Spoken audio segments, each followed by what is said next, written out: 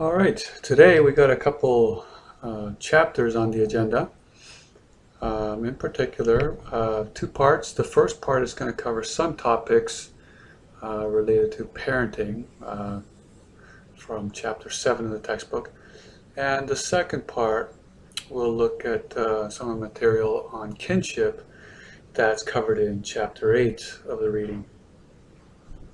So both of them, both chapters 7 and 8, really have to do with kinship, since after all, most parenting is done within kinship bonds, and rarely is, or more rarely is it done for strangers, genetically speaking. All right, so let's begin with the topics regarding parenting. One thing we know for sure from an evolutionary perspective is that parental mechanisms are evolved, right? And they should have been shaped by evolutionary pressures so that parents allocate their limited resources in a way that maximizes their inclusive fitness, in a way that maximizes the likelihood of them passing genes on into the next generation and generations after that. So if that's true, if parental mechanisms are sensitive to inclusive fitness, we would expect that parenting effort should be sensitive to at least the following three factors. Right? The first is the genetic relatedness of the offspring. Right? Are these in fact my genetic relatives? The second factor is the ability of the offspring to convert parental care into fitness. So if I invest in this child, is this child going to be able to mature to to a point where he or she can then go on to reproduce, right? Will they be able to reach reproductive maturity? That's what we mean by benefiting from the investment. And three, are there alternative uses of my resources? Is there something better I should be doing rather than engaging in parenting? Because parenting can be or is, if you do it right, very expensive in terms of resources, emotional and otherwise. But people sometimes decide that it's not worth the effort and they rather do something else, like pursuing additional matings. So you find, for example, sometimes men will abandon their children and they'll pursue other mating opportunities, investing very little in any given child. And women sometimes do so as well.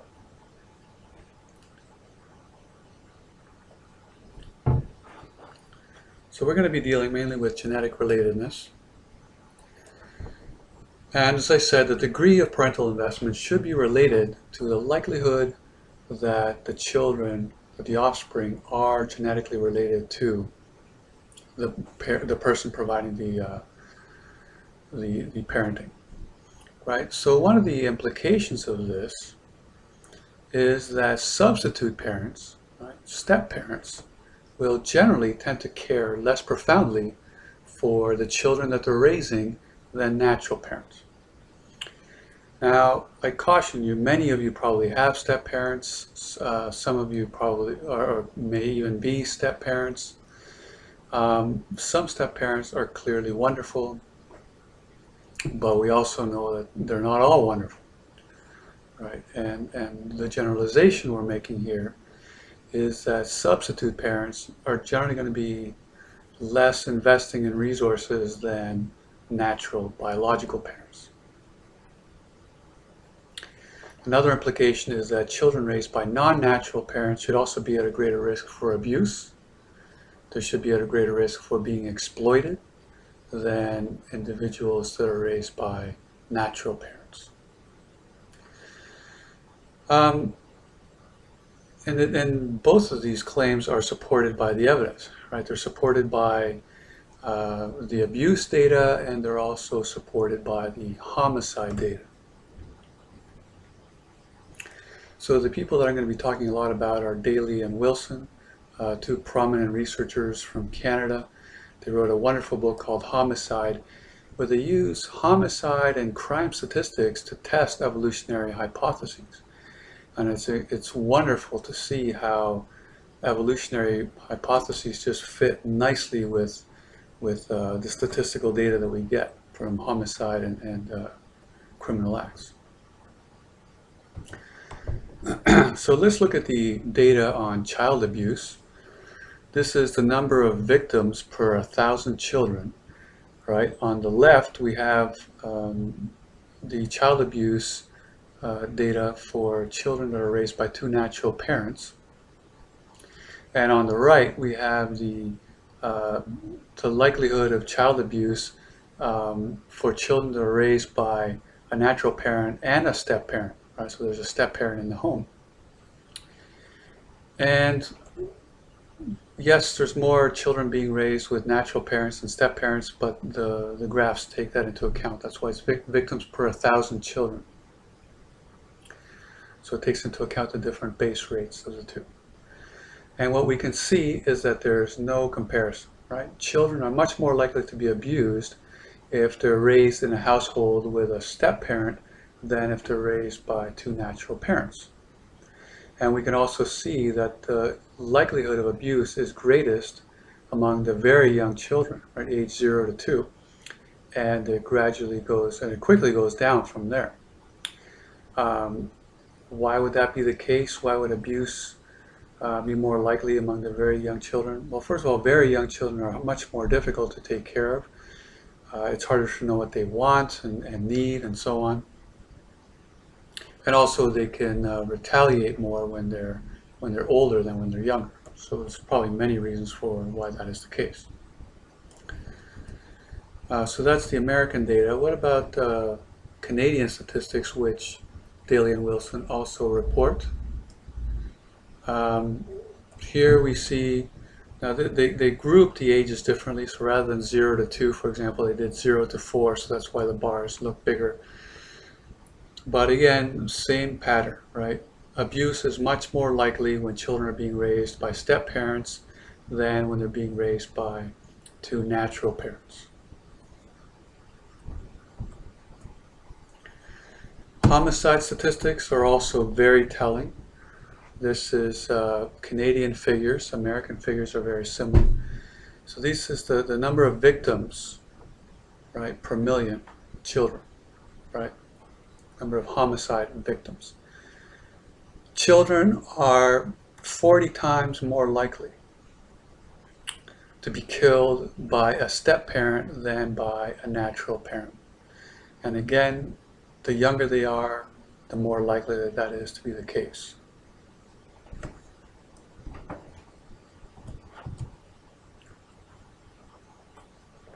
Daly and Wilson put the point this way, very, very succinctly.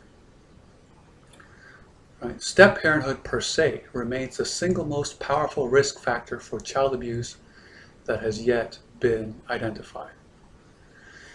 So more powerful than anything else. And you know, people need to know this. Many of you, as I said, probably have step parents, and you know that relationship can be very difficult, right? The step parent step child relationship can be very difficult.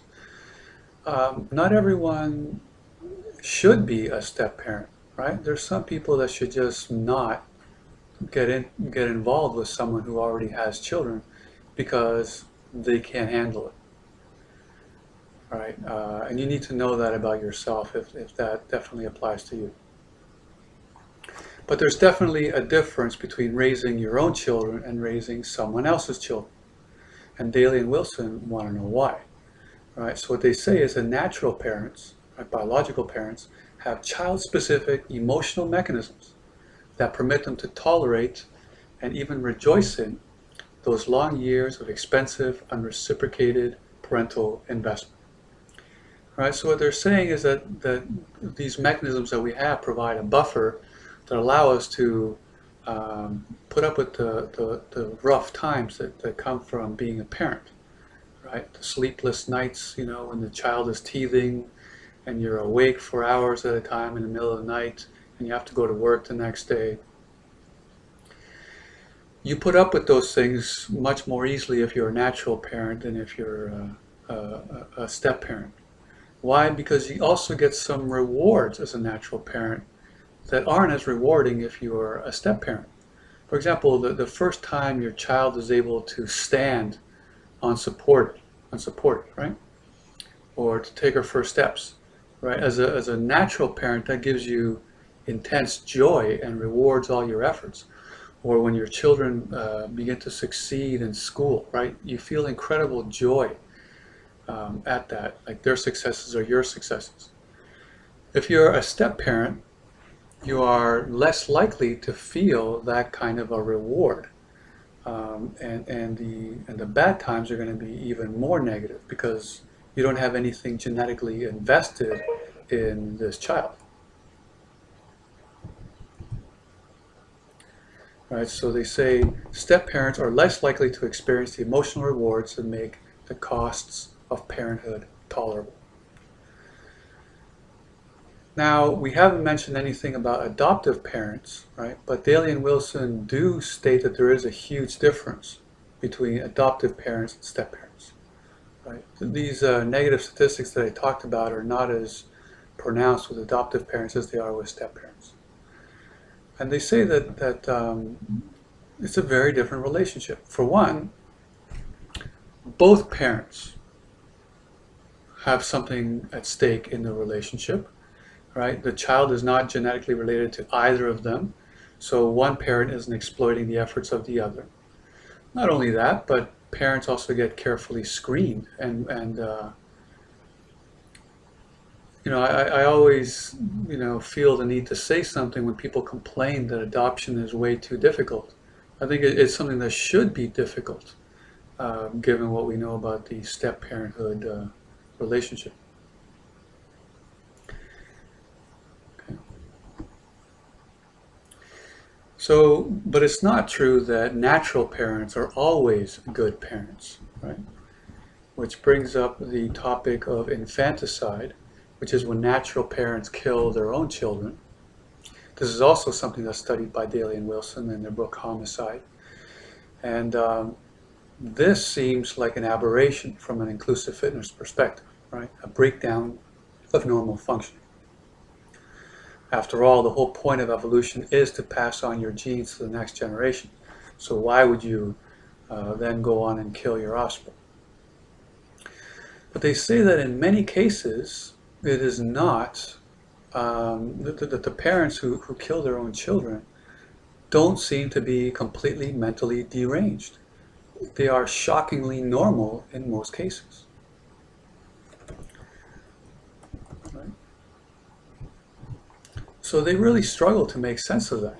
Right? So the way that they try to unravel the mystery of why a perfectly normal person would end up killing their child, they ask the following question.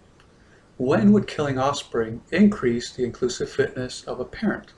So when would it actually be beneficial to their inclusive fitness to do so?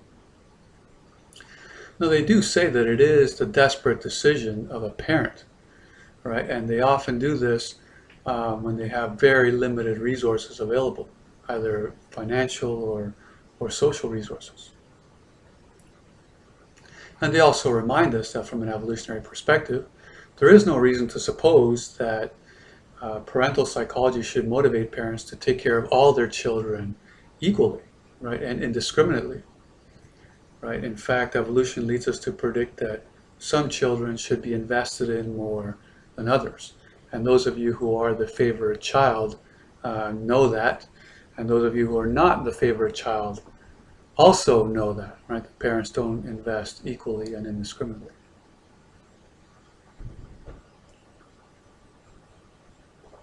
So what are the possible reasons for infanticide? Right. So they offer several reasons, right? They say, when should we expect less commitment to raising a child? Right. So in general, what's going to lead to the withdrawal of parental resources, sometimes leading to infanticide or parental abandonment? The first reason that they came up with, right, when it would be beneficial is parental uncertainty, right? When you believe that the child is not yours. And obviously this is more likely to be an issue for men, right? Men are almost never certain that the children that they're raising is their own, while women are almost always certain that the child that they're raising is their own, right? Barring cases like mistaken identity at the hospital or something like that. But because of the potential for infidelity, men are never sure that the child that they're raising is their own unless they've had tests done. So that's one reason. Another possible reason is indications that the child will not benefit from the investment. All right, so if you're going to invest all this effort, is the child going to then take this investment and thrive and flourish into reproductive maturity themselves? So what this suggests is that a very sick child should be much more likely to be abandoned or killed than a healthy child. Right? Not that parents shouldn't invest in sick children, right? But their investment, they'll still probably go through the process of wondering whether this investment is worthwhile. But if it is worthwhile, if the investment in a sick child is likely to pay off, then you see parents investing heavily in their sick children. Another potential factor that can explain infanticide is when present circumstances are unfavorable for child rearing. Right? It's not always a good time to have a child. Right? I would say it always seems like it's never a good time to have a child. Right? But because of all the stress surrounding it. But things like food scarcities, lack of commitment from a man to help raise a child, lack of social support, if there's other older siblings present, and also if there's better opportunities in the future for raising children. So this time may not be terrible, but it may be even better in the future. Right, so these three factors were generated in a top-down manner. Right, they thought about this and create these possible reasons as things that could help a person's inclusive fitness. But that doesn't mean that these actually are the reasons for why parents sometimes kill their children.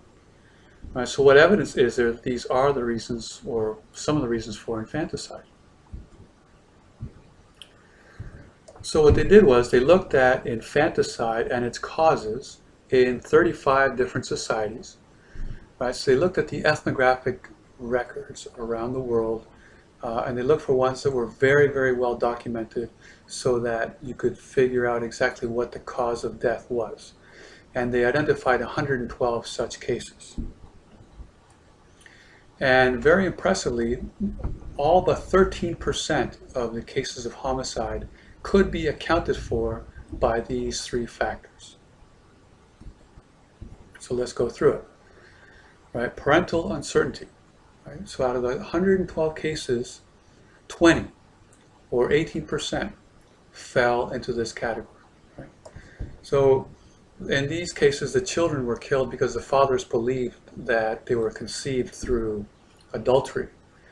And in many cultures, it's acceptable for fathers to do that. In ancient Rome, the father was the pater familias, and he had absolute authority at home. And if he suspected that his wife had been unfaithful and that a child had been conceived under those circumstances, he could kill the child with no legal repercussions. And apparently that's still the case in some current societies. The second reason, indications that the child will not benefit from the parental investment. This accounts for 21 of the 112 cases of infanticide. Right? So in these, the child was either deformed or very ill. Right? So that's another 19%. But probably the biggest factor in accounting for the infanticide was the present circumstances being unfavorable for child rearing. Right, so 56 of the 112 cases, 50%. So this included numerous things like the fact that twins were born, right, in In some traditional societies where there's hunting and gathering, a mother simply can't afford to raise two children at the same time. Related to that is when children are born too close together. Another big factor is if the mother is unwed and has no male support to help her provide social and physical resources for raising this child. All right, so these are 3 reasons. They're well supported by the ethnographic record.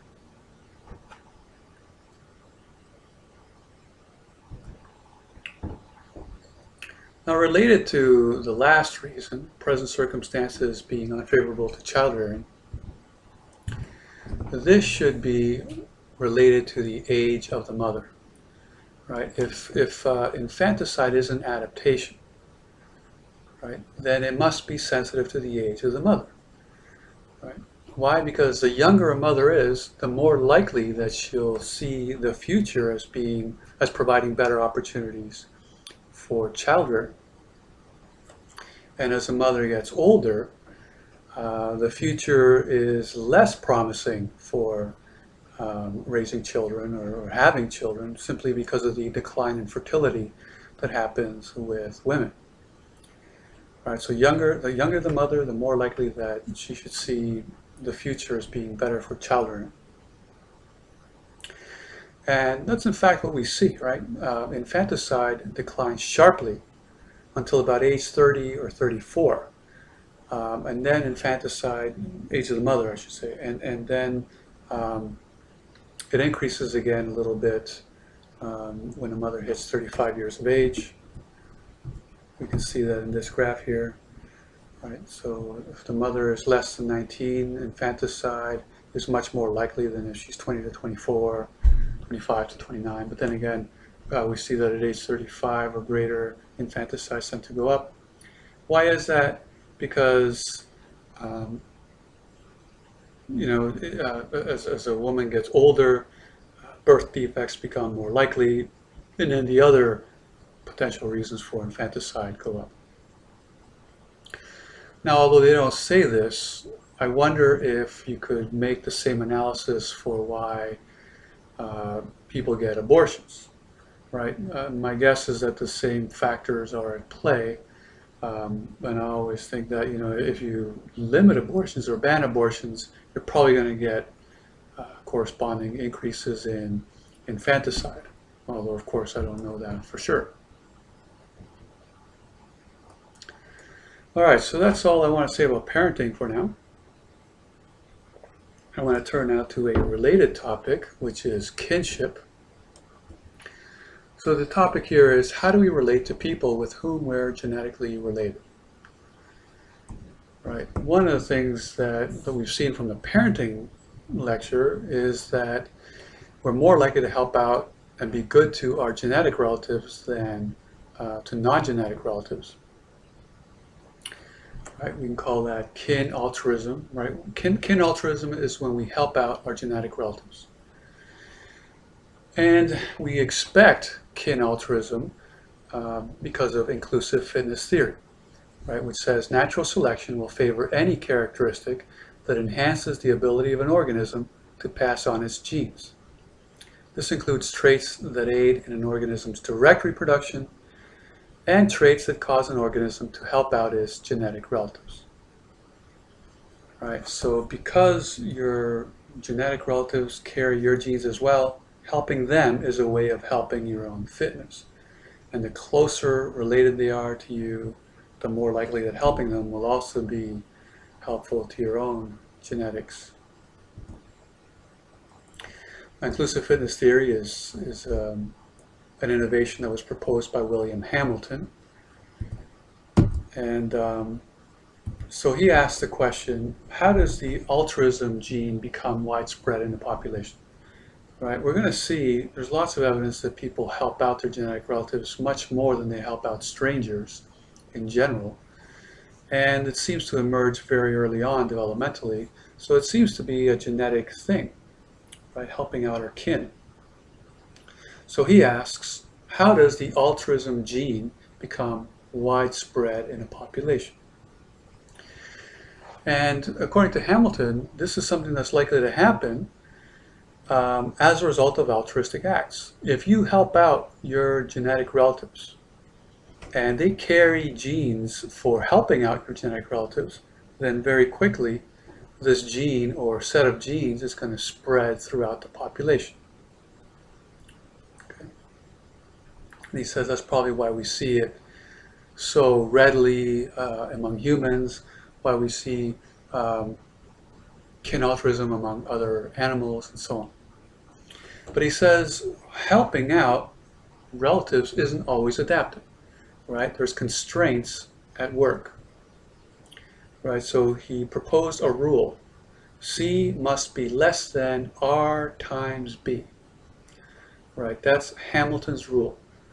And what it means is that C, the cost to the actor's inclusive fitness, must be less than the benefit to the actor's inclusive fitness. So anything that decreases, if I'm the actor, if I'm the one that's helping out, then the costs are, to my own direct reproduction. Helping out a relative comes at a cost to me. That cost must be less than the benefit to my inclusive fitness. And the benefit to my inclusive fitness is determined by two things. How beneficial the act is to the recipient, right? That's B, right? Benefit to the actor's inclusive fitness. And R is the genetic relatedness of the beneficiary to the actor. Okay, so preventing a relative from dying by giving them food, for example, would be a huge benefit to my inclusive fitness, but it depends on how closely related they are to me. And the higher R is, right, the more beneficial some act of altruism will be to my inclusive fitness. So R is the relatedness coefficient. Among kin, for example, identical twins, R is 1 because they share 100% of their genes. Parents and children share 50% of their genes. Full siblings share on average 50% of their genes. Grandparents and grandchildren on average 25%, and so on, all the way down to second cousins who share just over 6% of their genes. So we should see, everything else being equal, right, that helping relatives should decrease as R decreases.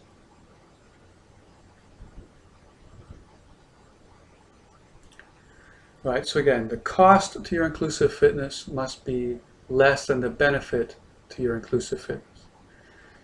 So think about it, if the cost was greater than the benefit, right, this behavior wouldn't spread. Right? Why? Because it would be maladaptive. And maladaptive traits in general don't evolve or become part of a species as a whole, at least not for the long run. So another way of saying this is that Hamilton's rule, that C is less than R times B, provides an evolvability constraint. Right? It constrains the types of altruistic mechanisms that can evolve. So people should not be completely reckless in their helping behavior, right? It should be sensitive to how beneficial that act would be to the recipient, and also to how closely related they are to us. So now I want to discuss several tests of Hamilton's rule. The first was a study done by Essock, Vitale, and McGuire in 1985. They asked women in LA to list all kinds of examples of helping that they'd seen.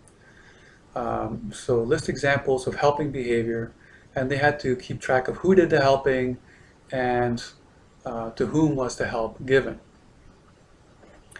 And they found that more acts of helping were directed to closer genetic relatives than to distant genetic relatives, consistent with Hamilton's rule. So here's some examples of the kinds of helping that they listed. So when I needed money to get into the union, when I broke my collarbone and he took over the house, talking to a friend about her marital problems, picking up a friend's kids the whole time that she was sick, and so on. So you can see on the graph, right, that as R decreases, the percentage of the helping behaviors decrease as well. Closer relatives are much more likely to help each other out.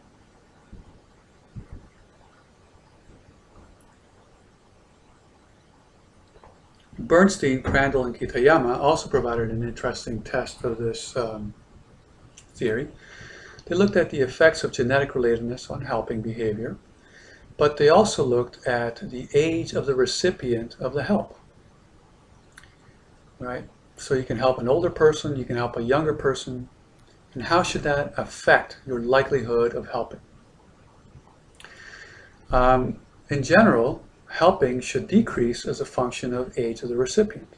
Right? The older the person, the less likely you should be to help. Why is that? Think again about Hamilton's rule, and think about the benefit to your inclusive fitness.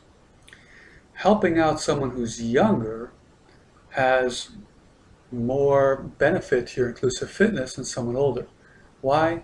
Because a younger person has greater future reproductive ability than someone very old, right? So your grandma, for example, if she's old enough, is very unlikely to have offspring, while your young nephew is much more likely to have offspring in the future.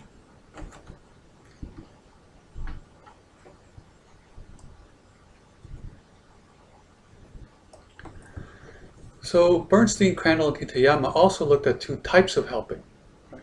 So they distinguished between life and death situations versus relatively trivial helping. So the way that they did it was they asked subjects different questions about how likely they would be to help a particular person, and included things like how likely would you be to rescue X from a burning building, or how likely would you be to pick up medications for X from the pharmacy. And the person that was put in for X varied in age and also in their degree of genetic relatedness. And I should also say that the study was done in Japan and the US, Japan being a much more collectivistic society than the US, which is very individualistic. So we might expect a different pattern of results in these two countries if the culture really does have a strong influence. So what do they find? That as genetic relatedness increased, the likelihood of helping increased as well. Right? So as R increased, the likelihood of saying that they would offer help increased as well. This was especially the case with life and death situations. Right? We're much more likely to take bigger risks for people who are closer genetic relatives to us than people who are distant genetic related to us. But they also found an effect of age of the recipient. With the life and death situation, right, there's a very sharp decrease with age. Right? So with the life and death situation, there's a sharp decrease in probability with an increase in age. So what that means is that you're very unlikely to rescue grandma from a burning building, but one of your younger relatives, you're much more likely to do that. Okay. Now, what about for trivial helping? Here they found a parabolic function. Right? So for small things like picking up groceries and things like that, the very young and the very old were much more likely to be helped than people who are somewhere in the middle for age. Okay, so that's represented in this graph. We can see age of the target is the age of the recipient. And we can see that for life and death situations, the tendency to help decrease precipitously. But for everyday kinds of things, the very young and the very old are much more likely to be helped than everyone in between.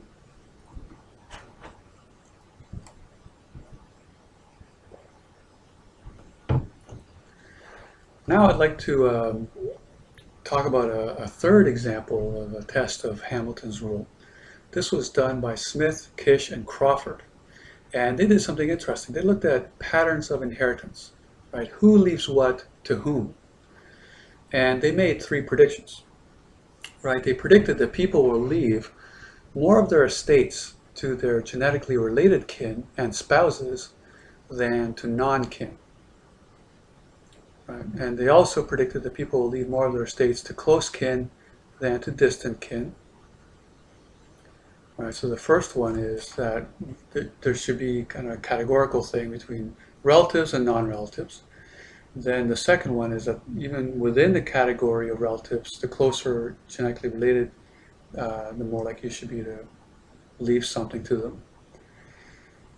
And the third prediction was that people will leave more of their estates to offspring than to siblings, even though R is generally the same for both categories. Why? Because your offspring tend to be younger, and that would obviously be more benefit to your inclusive fitness than leaving it to your siblings who are probably older and have less future expected reproduction. So the results are represented in this table.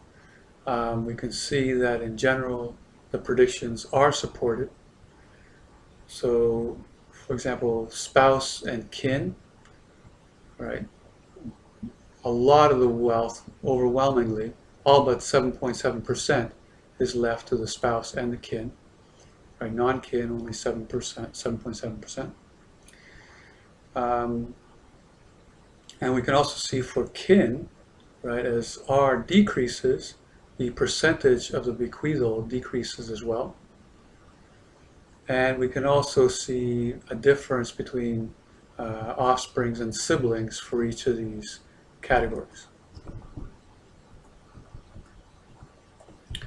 All right, so regarding prediction 1, people only left 7.7% of their estates on average to non-relatives, and almost 93% to spouses and kin.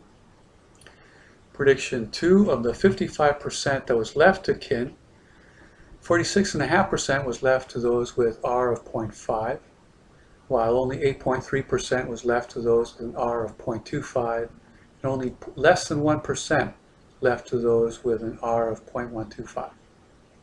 So don't expect to get anything from those distant wealthy relatives that you have. I've already ruled those out. And the third prediction, people left 4 times as much to their children than to their siblings. Okay? So all their predictions are borne out. Some additional bequeathal findings, some interesting sex differences. Men were much more likely to leave their wealth to their wives than the other way around. And when men left their wealth only to their wife and not their children, they often expressed confidence that it would be distributed to the children. Women, not as confident, right? They were much more likely to leave their resources directly to their children, and they don't express the same kind of confidence that the resources will be distributed fairly to their children, even when they do leave it to the spouse. So why is that? Why this sex difference? The reason is quite simple, right? Older men are much more likely to remarry. So if their wife dies, they're much more likely to remarry. And they're also much more likely to have additional children in later years. And what that means is that older men are in a much better position to channel the first wife's resources into offspring that are not hers, right? So that could very well be the reason.